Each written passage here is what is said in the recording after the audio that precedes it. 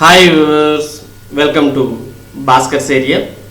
ఈ రోజు ఉన్నటువంటి విద్యా ఉద్యోగ సంబంధిత సమాచారంలోకి వెళ్తే ఉపాధ్యాయ ఖాళీ పోస్టులు 15,000. బదిలీల డేటా సేకరించిన విద్యాశాఖ.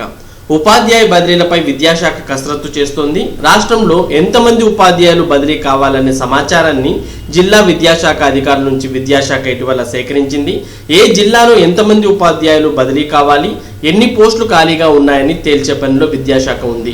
రాష్ట్ర వ్యాప్తంగా ఉపాధ్యాయ పోస్టులు 15,000 ఖాళీగా ఉన్నాయని, వీరు కాకుండా సుమారు 14,000 మంది ఒకే చోట ఏళ్ల తరబడి పనిచేస్తున్నారని సమాచారం సేకరించింది. ప్రతి ఏటా ఉపాధ్యాయ బదిలీలను ప్రభుత్వం చేపట్టాల్సి ఉన్నా 3 ఏళ్లుగా నిర్వహించలేదు. చివరిసారిగా 2017లో నిర్వహించింది. లాక్డౌన్ వల్ల బడులు జరగడం లేదు కాబట్టి బదిలీలైనా నిర్వహించాలని ఉపాధ్యాయ సంఘాలు డిమాండ్ చేస్తున్నాయి.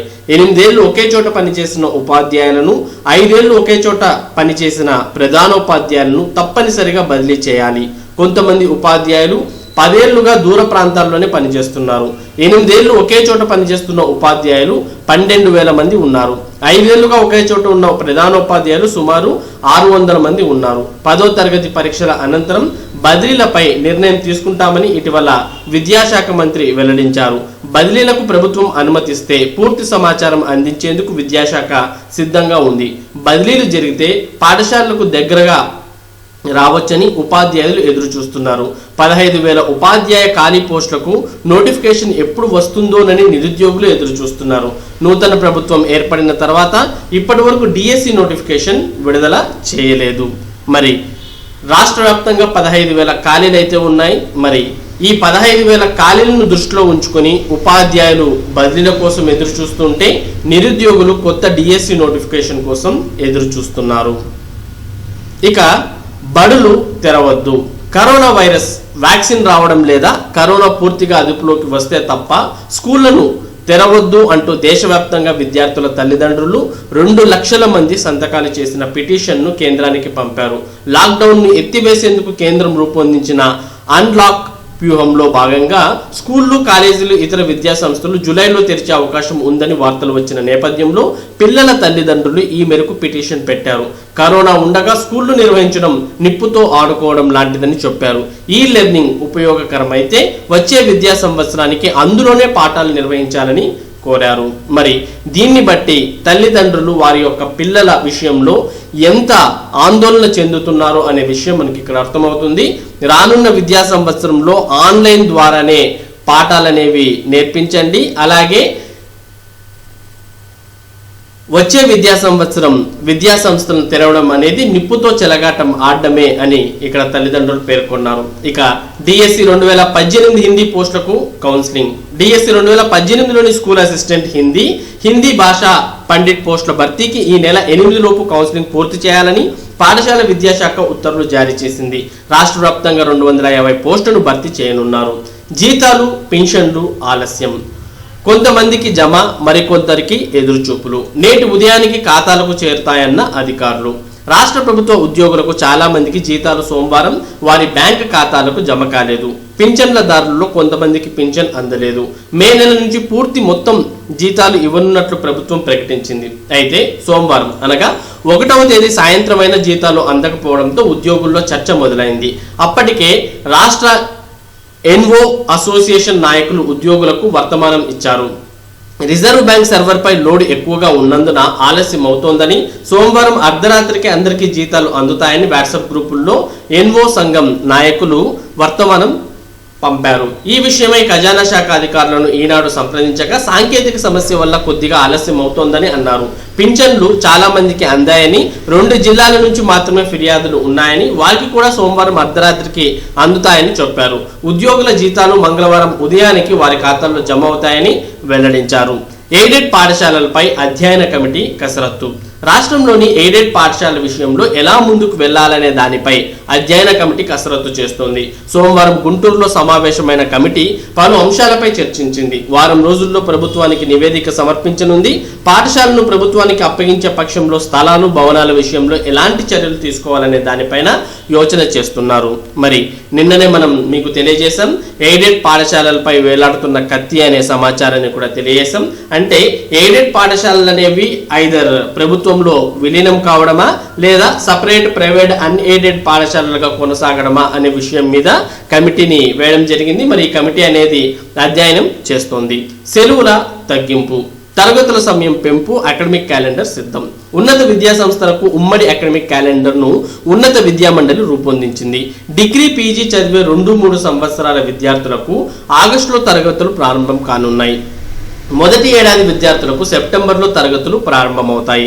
కరోనా కారణంగా విద్యా సంవత్సరం ప్రారంభంలో జాప్యం జరిగినందున తరగతుల సమయాన్ని రోజుకు 1 గంట నుంచి 2 గంటల వరకు పెంచనున్నారు. ప్రతి శనివారం సెలవులు లేకుండా తరగతులు నిర్వహిస్తారు. పండగల సెలవులను తగ్గించనున్నారు. ఆగస్టు నుంచి మే వరకు కళాశాలలు, వర్సిటీలు పనిచేసేలా అకాడమిక్ క్యాలెండర్ రూపొందించారు. 2021-22 విద్యా సంవత్సరం యథావిధిగా ఉండేలా ప్రణాళిక రూపొందించారు. జూలైలో డిగ్రీ పీజీ ఇంజనీరింగ్ చివరి ఏడాది విద్యార్థులకు పరీక్షలు నిర్వహించనున్నారు. మిగతా విద్యార్థులకు తరగతులు ప్రారంభించాక నిర్వహించడంపై ఆలోచిస్తున్నారు. ఇంజనీరింగ్ సీట్లకు ఆగస్టులో కౌన్సిలింగ్ నిర్వహించనున్నారు. ఆ తర్వాత సెప్టెంబర్లో డిగ్రీ మొదటి ఏడాది ప్రవేశాలు నిర్వహిస్తారు. డిగ్రీ కళాశాలలకు ఉమ్మడి బోధనా రుసుములు ఖరారుపై ఉన్నత విద్యా నియంత్రణ పర్యవేక్షణ కమిషన్ కసరత్తు చేస్తోంది. డిగ్రీ కాలేజీల ఏర్పాటుకు కమిటీ, ప్రైవేట్ అన్ఎయిడెడ్ డిగ్రీ కాలేజీల ఏర్పాటు, అండర్ గ్రాడ్యుయేషన్ ఏర్పాటు, యూజీ పోస్ట్ గ్రాడ్యుయేట్ కోర్సులు తదితర అంశాలపై సమగ్ర విధి విధానాల రూపకల్పనకు నిపుణుల కమిటీని వేసినట్టు ఉన్నత విద్యా మండలి కార్యదర్శి బి సుధీర్, పీజీ కోర్సుల ప్రేమ్ కుమార్ తెలిపారు. కృష్ణా యూనివర్సిటీ మాజీ VC professor D Suryachandrarao, college విద్యా academic officer doctor P Anil Kumar, lecturer V Babu Ramji, విధి విధానాలపై ఉన్నత విద్యా మండలి జాయింట్ డైరెక్టర్ టీవీఎస్ కృష్ణమూర్తి, మండలి academic committee officer doctor BS సెలీనాలతో ఈ కమిటీని ఏర్పాటు చేసినట్లు పేర్కొన్నారు. ఎక్సైజ్ ఎస్ఐ అభ్యర్థులకు 4 నుంచి వైద్య పరీక్షలు.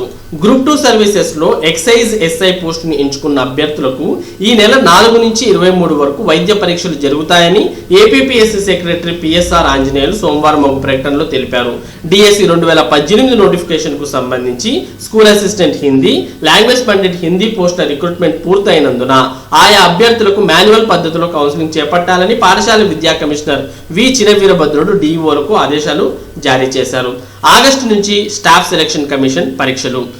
7 ఉద్యోగ పరీక్షలకు కొత్త తేదీలను ప్రకటించిన కమిషన్. కరోనా నేపథ్యంలో జాతీయ స్థాయిలో వాయిదా పడిన స్టాఫ్ సెలక్షన్ కమిషన్ అనగా ఎస్ఎస్సి నిర్వహించే ఉద్యోగ పరీక్షలకు కొత్త తేదీలను కమిషన్ సోమవారం ప్రకటించింది.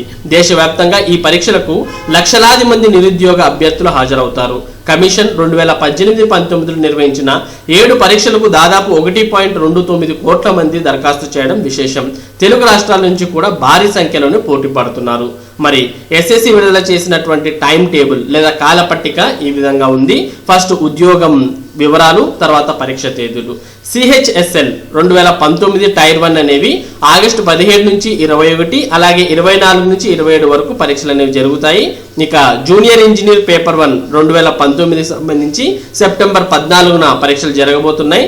Selection post examination 2020 phase 8 September 7 నుంచి 9 వరకు జరగబోతున్నాయి.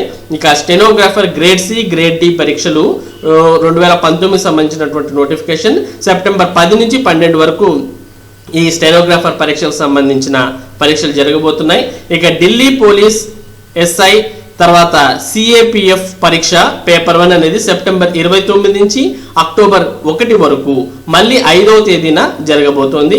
ఇక junior senior Hindi translator paper 1 కు సంబంధించి అక్టోబర్ 6న పరీక్షలు జరగబోతున్నాయి. సిజిఎల్ టైర్ 2 2018 సంబంధించిన పరీక్షలు అక్టోబర్ 11 నుంచి 17 మధ్యలో జరగబోతున్నాయి. ఇవి టోటల్గా ఎస్ఎస్సికి సంబంధించి ఎస్ఎస్సి విడుదల చేసినటువంటి నోటిఫికేషన్స్. ఆల్రెడీ నోటిఫికేషన్స్ అన్ని విడుదలయ్యాయి.